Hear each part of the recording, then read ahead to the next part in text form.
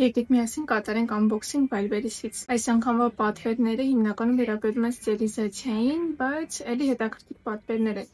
Առաջի պատկերը, որ ուզում եմ ձեզ ցույց տալ, դա ախտանիչ հեղուկն է։ Ես երկար ժամանակ է արդեն օգտվում եմ Multides կոնցենտրատ ախտանիչ հեղուկից։ Ես շատ գոհ եմ։ Ինքը ունի իր բժշկական հավաստագիրը, որը ինձ մոտ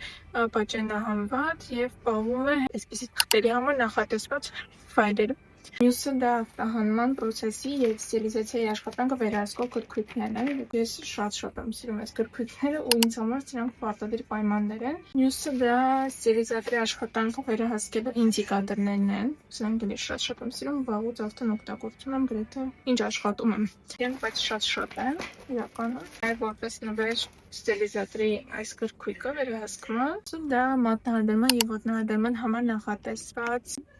տալկերն են։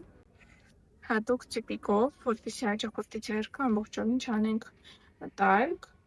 այլ աշխատենք հենց նրբամաշկի հատվածում։ Նմանատիպ միջոցները ես ձեռք եմ բերում Domix ֆիրմայից, քանի որ իրենք լաբորատորային պրոդուկտներ են։ Սա դա American Theatre-ից, բայց եւ վառ երանգների համար նախատեսված տոպն է։ Ես իրենց ֆիրմայից օգտվում եմ ինչպես ամուր բազան, այնպես strong բազան, այնպես էլ իրենց մուգ գույների համար նախատեսված տոպից եւ շատ գոհ եմ։ Մյուսը դրանք կատի աչքերն են։ 7 երանգ, կալիբրայի համար այս նախատեսված թղթերը։